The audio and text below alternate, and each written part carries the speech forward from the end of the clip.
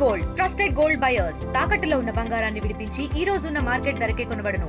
మరిన్ని వివరాలకు సంప్రదించండి 7771077720.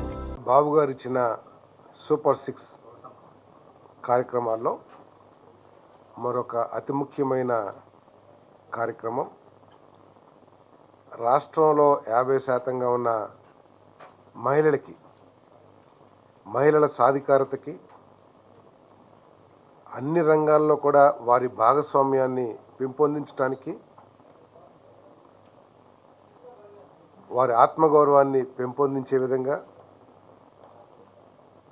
వారు విద్యార్థినులుగా తయారవటానికి అవకాశం కల్పించడం కోసం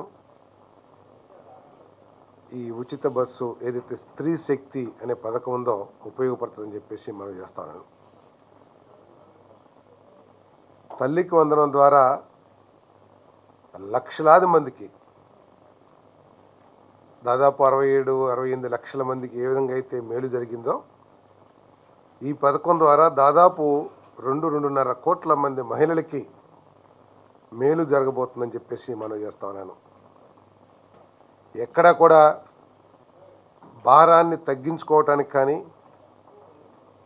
ఏదో కంటి తుడుపు చర్యగా మహిళలకి ఏదో ఎన్నికల్లో ఇచ్చాము, గెలిచాం కాబట్టి ఏదోటి చేసేసి మన బరువు దించుకుందామనే ఉద్దేశంతో కాకుండా, మహిళలకి నిజంగా మేలు జరగాలి, మహిళల భాగస్వామ్యం అన్ని రంగాల్లో కూడా పెంపొందించాలి అనే పాలసీస్ని ఇండస్ట్రీస్లో వాటిలో పాలసీస్ తీసుకురావడమే కాకుండా, మహిళల ఇన్వాల్వ్మెంట్ని పెంచే, భాగస్వామ్యాన్ని పెంచే పాలసీస్ తీసుకురావడమే కాకుండా, ఈరోజు ఉచిత బస్సు ద్వారా దూర ప్రాంతాల్లో కూడా వారు పని చేయటానికి కానివ్వండి, చదువుకోవటానికి కానివ్వండి, ఉపాధి కోసం కానివ్వండి, వాడుకుంటానికి ఇది ఉపయోగపడే విధంగా ఈ పథకాన్ని రూపుదిద్దామని చెప్పేసి మనం చేస్తా ఉన్నాను నేను.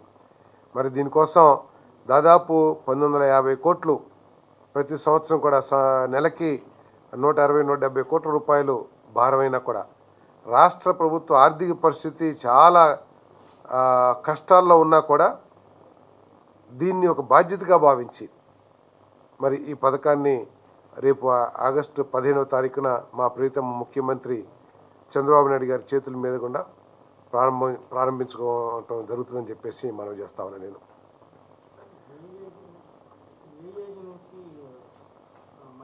అందరికీ, స్కూల్కి వెళ్ళే పిల్లలకి అందరికీ ఎలిజిబిలిటీ ఉంది. దాని గురించి కూడా విధి విధానాలు ఆల్రెడీ అనౌన్స్ చేయడం జరిగిందని చెప్పేసి మనం చేస్తాను.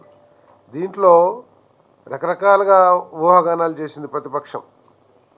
ఏది కొన్ని ప్రాంతాలకే ఇస్తారంట, జిల్లాలకే ఇస్తారంట, లేకపోతే ఉట్టి పల్లె వెలుగుకే ఇస్తారంట అని చెప్పేసి, అవన్నీ కూడా వాళ్ళందరికీ చెంపపెట్టులాగా 75-74-75% బస్సులు ఏదైతే బస్సులు నిర్వహించబడుతున్నాయో ఏపీఎస్ఆర్టీసీ ద్వారా, ఆ బస్సులన్నింటిలో కూడా వీరికి రాష్ట్రంలో ఎక్కడైనా సరే తిరిగే సుదూర ప్రాంతాలకు కూడా ప్రయాణం చేసే అవకాశాన్ని స్త్రీ శక్తి ద్వారా మరి ఉచిత బస్సు ప్రయాణాన్ని ఈ ప్రభుత్వం ఈ రాష్ట్రంలో మహిళలకి కలిగిస్తుందని చెప్పేసి మనం చేస్తాను. దాదాపు 1,42,00,000 మంది మహిళలు ఈ పథకాన్ని వినియోగించుకోవటం కూడా జరుగుతుందని చెప్పేసి మనం చేస్తామని నేను. మరి దానికోసం వచ్చే రద్దీని తట్టుకునే విధంగా మరి ఆర్టీసీ స్టాఫ్కి కూడా ట్రైనింగ్ ఇవ్వటం, వాళ్ళకి క్లాసెస్ నిర్వహించడం కూడా జరుగుతూ ఉంది. రద్దీ ఉన్నప్పుడు ఆర్టీసీ సిబ్బంది అందరూ కూడా ప్రయాణికులతో మర్యాదగా ప్రవర్తించే విధంగా, వాళ్ళకి కావాల్సిన ఏర్పాట్లన్నీ కూడా చక్కగా చేసే విధంగా ఆర్టీసీ అధికారుల్ని మరి ముఖ్యమంత్రి గారు ఆదేశించడం, ట్రాన్స్పోర్ట్ మినిస్టర్ గారు ఆదేశించడం జరిగిందని చెప్పేసి నేను మనవి చేస్తాను. ఏదైతే టిమ్ జీరో ఫేర్ ఏదైతే ఉందో దానికి కావాల్సిన సాఫ్ట్వేర్ని, దానికి ఏ విధంగా చేయాలనేది సిబ్బందికి కూడా, కండక్టర్స్ లేకపోతే ఎవరైతే ఉంటారో టిమ్ని ఆపరేట్ చేసేవాళ్ళు, వాళ్ళకు కూడా తర్ఫీదు ఇవ్వటం జరుగుతుందని చెప్పేసి నేను మనవి చేస్తాను. మరి దానికి కావాల్సిన బస్సులు కూడా అదనంగా వీటిని తట్టుకోవడానికి, ఈ రద్దీని తట్టుకోవడానికి కావాల్సిన అదనపు బస్సులు కూడా మరి ఏర్పాటు తీసుకోవాలని చెప్పేసి కూడా ప్రభుత్వం ఆలోచన చేస్తుందని చెప్పేసి నేను మనవి చేస్తాను. అదేవిధంగా బస్సుల కండిషన్ అన్నింటినీ కూడా, ఎందుకంటే రద్దీ పెరుగుతుంది కాబట్టి బస్సులన్నీ ఎక్కడ కూడా దారి లాగిపోవటం అటువంటివి లేకోకుండా వాటన్నిటినీ కూడా మరి ప్రత్యేకంగా దృష్టి పెట్టారని చెప్పేసి మనవి చేస్తాను. డైరెక్టర్లకి, కండక్టర్లకి, మీటింగ్లు పెట్టి ఏ విధంగా వారితో ప్రవర్తించాలి, అంటే వచ్చినప్పుడు అధిక రద్దీని తట్టుకునే విధంగా ట్రైనింగ్ కూడా ఇవ్వటం జరుగుతుందని చెప్పేసి నేను మనవి చేస్తాను. మరి ముఖ్యంగా ఆ ప్యాసింజర్స్ని మర్యాదపూర్వకంగా వారిని బస్సుల్లో ప్రయాణం చేసే అవకాశం కల్పించి వాళ్ళ గౌరవాన్ని వాళ్ళ సంతోషాన్ని పొందే విధంగా చేయాలని చెప్పేసి అధికారులకు కూడా సూచన చేయడం జరిగిందని చెప్పేసి మనం చేస్తాం. ఇది ఒక గొప్ప పథకం.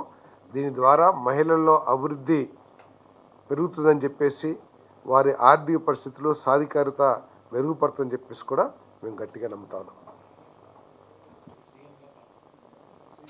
రేపు సీఎం గారు విజయవాడలో ప్రారంభిస్తే మరి జిల్లాల్లో కూడా ఆయా జిల్లాల మంత్రులు ఈ కార్యక్రమాన్ని ప్రారంభించడం జరుగుతుంది. ఆయా జిల్లాల్లో పరిస్థితులను బట్టి దూరాలని వీటన్నిటిని కూడా దృష్టిలో పెట్టుకుని ఫ్లాగ్ హాయిస్టింగ్ అయిన తర్వాత మరి కొన్ని జిల్లా నుంచి ఒకే కార్యక్రమంగా చేస్తూ ఉన్నారు. కొన్ని చోట్ల కొంతమంది శాసనసభ్యులు వారి నియోజకవర్గాల్లో ఈ కార్యక్రమాన్ని ఘనంగా నిర్వహిస్తూ ఉన్నారు. ప్రజలందరూ కూడా దీంట్లో భాగస్వామ్యం కావడానికి అందరూ ఉత్సాహం చూపిస్తారని చెప్పేసి మనం చేస్తాను. ఇండియా పాకిస్తాన్ ఉద్రిక్తతలపై లేటెస్ట్ అప్డేట్స్ కోసం డౌన్లోడ్ చేసుకోండి RTV లైవ్ యాప్.